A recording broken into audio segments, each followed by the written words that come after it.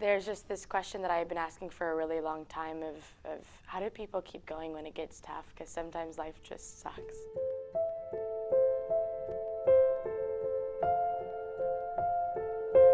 Why do you wake up in the morning? What do you want? What happened to your hopes and dreams?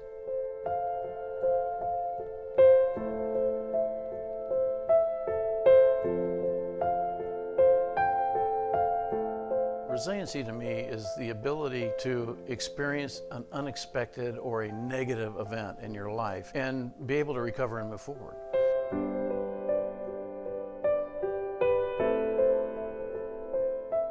I know the question really started when I was in high school. There was one young lady, and we were studying at a school together. We were in the dorms, and we knew that she had been struggling with, like, what's my purpose in life, and really struggling of having value in it. But one night I was in bed and was sleeping and just felt like I woke up and was like, something's just not right. And went out into the hallway and saw her walking just dead in the face, walking in the hallway, and watched her, and she walked up the stairs. And as I followed her, I realized she was headed towards the roof. You name it, I've either done it, sold it, or bought it.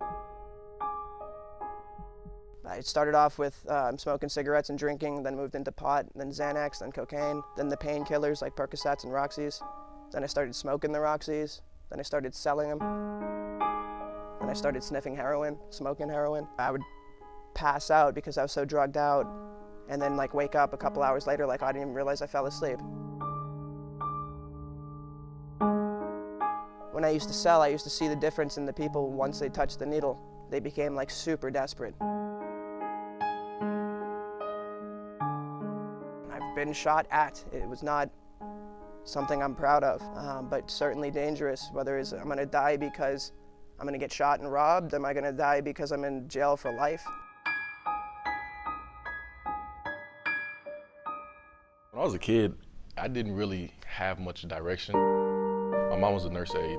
She worked 2 jobs. There was kind of a ceiling for where, like as far as I thought where my progress could go. But I mean, football kind of gave me a different outlook, and I kind of saw that maybe it was possible for me to go to the NFL. I think whenever I dedicated my life to it and started getting the offers, that's when I said I can go to the NFL. So I received the scholarship from A&M to play safety. Man, the feeling was, it's hard to describe because I haven't felt anything like it. When you run out on the field, 100,000 people, screaming your name, it's almost like a dream. I had a lot of hype heading into my junior year of high school, and I was, one of the top players in the state, one of the top of my position in the country. And so early on in my junior year, second game of the season, I tore my ACL. And that was kind of a wake-up call for me because people weren't really looking at me the same anymore. I finally got onto the field, got a start, got an interception in Kyle Field, the whole stand, and everybody went crazy. It was a wild moment. And the next game after, I tore my ACL again. I ended up bouncing back from it. I worked really hard because I've been through it already. I was going into my sophomore season. I worked really hard the off season and got into fall camp, having a really good fall camp. A week before the game, I'm out there practicing and I tore my other ACL. Man, that one right there was a really big heartbreaker because I feel like I let my family down. I feel like I let my teammates down, and up until that point, I'd viewed each injury as adversity. But that one right there was kind of like, man, I don't really understand what good this could possibly do for me. I had one my freshman year, that's just a little bit to add to the table. But now I have my sophomore year. I'm the starter, I'm the guy, and before my season even starts, it's over. I was diagnosed with an advanced stage cancer at about 8 years old. The cancer initially was considered terminal because it had spread to several organ spots. I remember not really understanding so much about what cancer meant at this time. I just knew that I was pretty weak and it made everyone around me cry. I started getting treatments at MD Anderson in the Texas Medical Center and at Memorial Hermann Hospital. I started thinking about while laying in the bed, like you have a lot of downtime. It's like, what did I do wrong? Like, what did I do to deserve this? And I remember a short while after this going into ICU and being put on life support. This was maybe about 6 months into treatment now, trying to fight that infection, and none of those antibiotics or drugs were working. And so whenever I coded, it was just my body, it couldn't fight the infection any longer. We started thinking about end-of-life arrangements. Resilient people just seem to see an opportunity in all those circumstances. And they start by going through a recovery process that other people who aren't as resilient really have trouble getting into. Resilience means to be able to take that punch to the chin that life throws. Recovery starts with context. It starts with understanding of your situation. And truly resilient people seem to have this unbelievable gift to be able to step back after the initial surprise, shock, trauma, disbelief of what just happened, and really objectively assess that new reality that they're in. The door shut and I was able to catch up just enough to open it to find her on the ledge. I kind of froze for a moment of, what do I do? Why is she there? And in the conversation I had with her, she just didn't think it was worth it anymore. You couldn't even convince her that it was worth it, but just trying to say like, hey, just come down for a minute and we can get through the next day. Finally was able to get her to come down and talk it through. Thankfully she didn't take her life, but there are several people that I have known that have. And so I think these questions have been just provoked of how do we train people in such a way that they can be prepared, or how do some people overcome and others don't, and what's the difference and how do we train that? And wanting to understand it both for my own life, of moments of just being flat on my face, just I can't do it anymore. And I don't want to keep going. And how do we help other people get through those moments? And so that's kind of where the question started and turned into, I quit my job and said, I'm just gonna ask. So I put on social media and said, hey, if anyone has a story of adversity and they've overcome, like I want to hear it. And it just started with 1 comment, 2 comments, and I looked the next day and there's 300 comments, and got to hear a ton of people's stories and just what they've been through and how they've overcome. And realized I want to meet some of them. So just decided after I quit my job, I'm going to travel and I'm just going to go meet them. So I spent about a month traveling around the US, just meeting people and hearing their stories. Let's do this.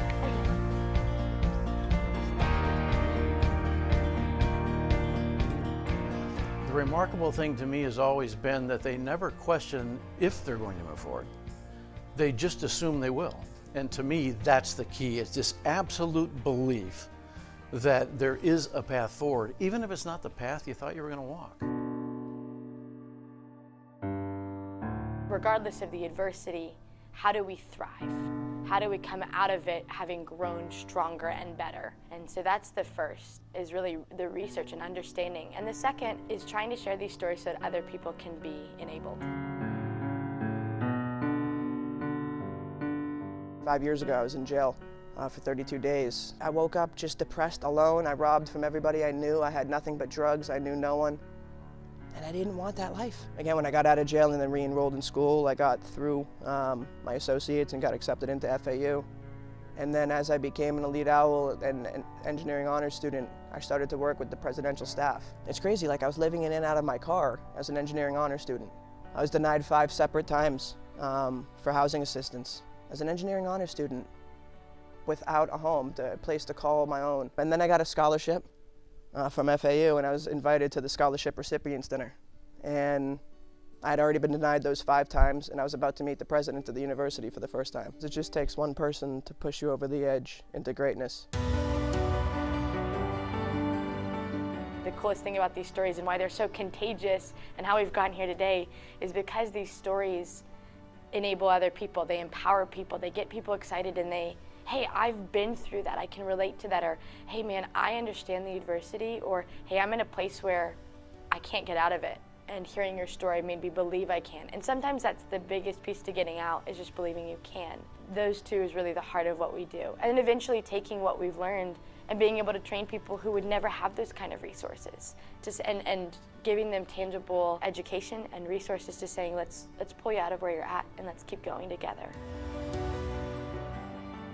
Had it not been for cancer growing up, I don't think I'd be the person that I am. The strength, the resolve, And all of this is about like grace and grit, right? And grit is the strength of one's character to overcome something. And when I think about that, it's like, I don't know if I'd ever really know how strong I really am if it had not been from all of those experiences growing up.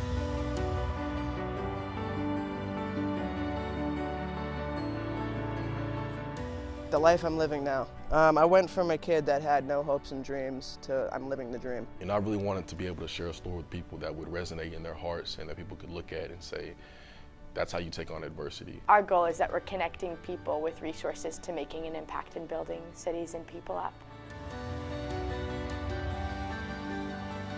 I don't know what my future entails, but I do know it's bright and beautiful. And it took a lot of work for me to set that up. I have dreams and hopes again. And like, that's something I can never replace. For sure. No pill's ever gonna take that away.